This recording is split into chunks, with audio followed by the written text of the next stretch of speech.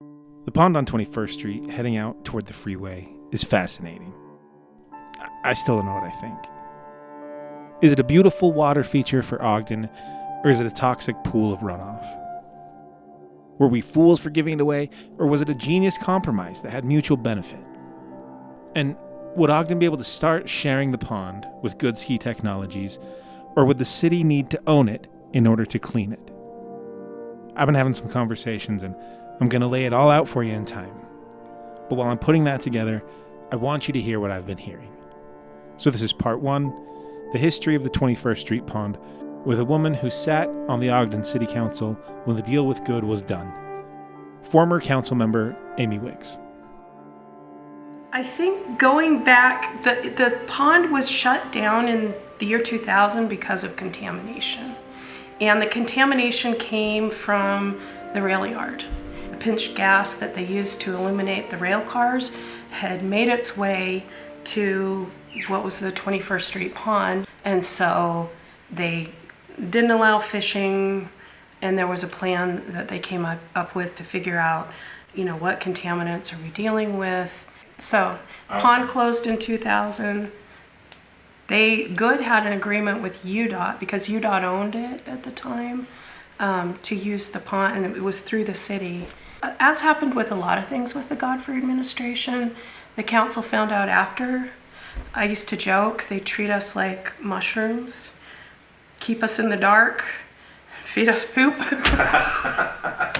And so you guys didn't even hear about the idea to get to Goode until after all of that had been done. Uh-huh.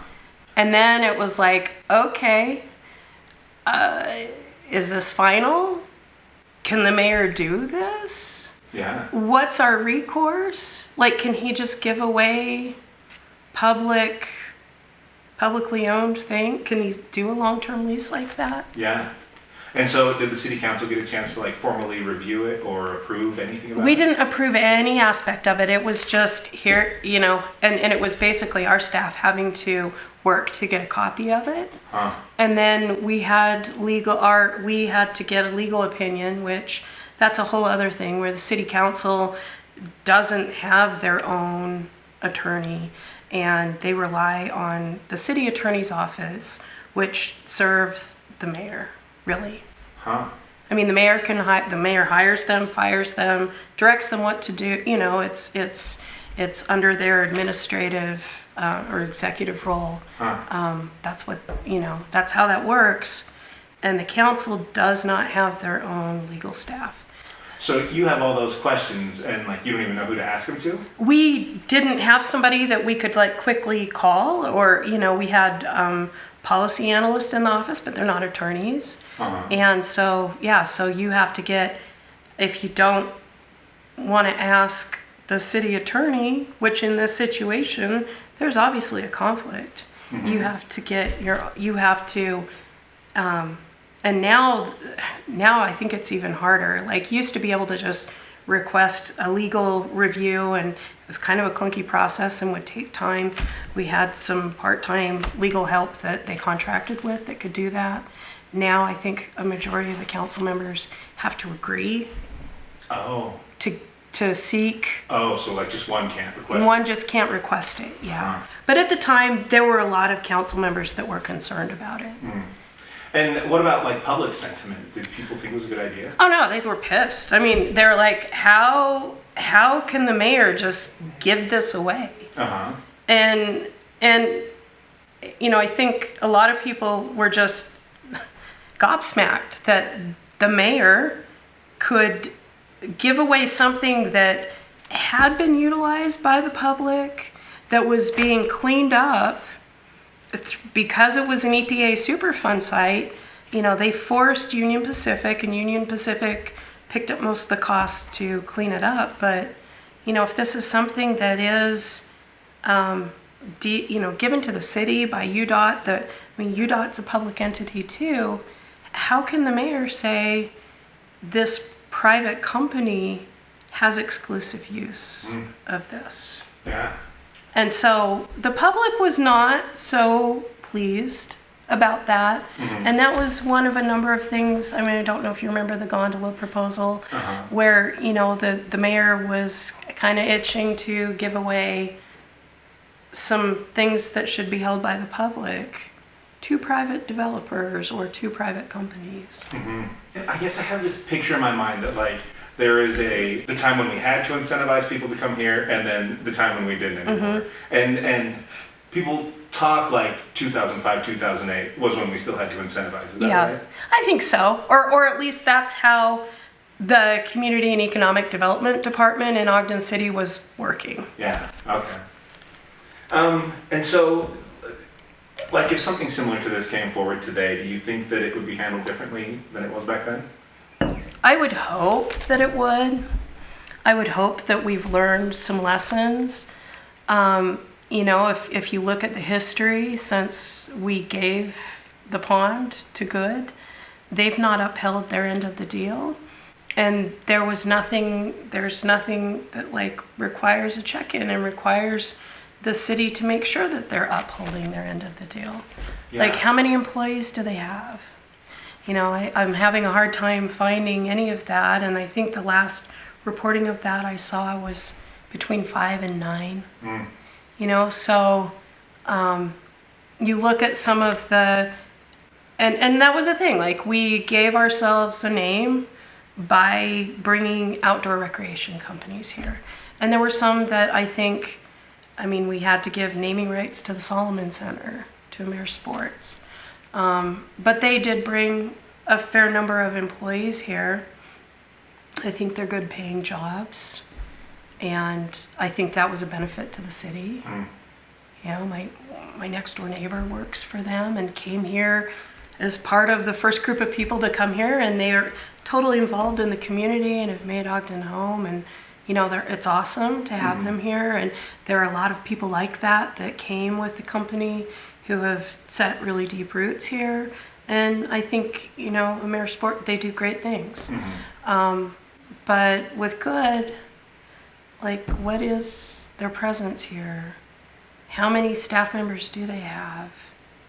What are they doing? And they allowed, like, they were given stewardship over the 21st Street Pond, and they weren't good stewards. They're not good stewards. At the time we gave it away, the pond was basically clean and ready to be a public. It was, yeah. So what happened was UDOT owned the pond. The remediation happened, and then the ownership of the pond was handed over to Ogden City once all of that remediation was done. And so, I guess with that in mind, like, what kind of return on investment do you think we got? A decent return? No. I mean, and did UDOT give the pond to Ogden City to, have it basically be held hostage by a company that really doesn't contribute much to our community? I mean, not to throw shade at Goode, but, you know, I knew Dave Goode, and he, was involved in some things in the community, but the company's not. And, Dave passed away, and what is their presence here? It's a good question, And the agreement, like, says they have to keep it clean and stuff, doesn't it? But they just haven't? They just haven't. And there were those docks that were, decaying. They aren't good stewards of this space that they've been given for free. But so if keeping it clean is part of the agreement, does that mean they're in violation? It would, but has the city notified them, ever gone through the steps of notifying them that they're in violation of the contract? That would be a good question. And when I was driving over here, I was listening to NPR, and there was a 1A program, and they were talking about freedom of information requests and how more citizens should be filing those, not just journalists. And I'm thinking, I wonder if somebody could file a grandma request about stuff like that. Has the city tried to do anything to uphold those things that are outlined in the contract? Yeah. And I doubt they have.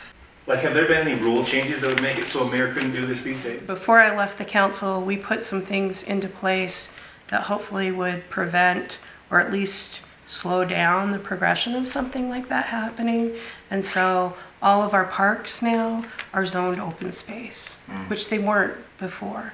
And so with that zoning, if it would be hard for anybody to develop something like that because it's zoned open space. I see. And Yeah. and you'd have to, there would be multiple, there would be the planning commission would be involved. It would be, does this fit is this in line with the general plan and what the community plans in those areas call for?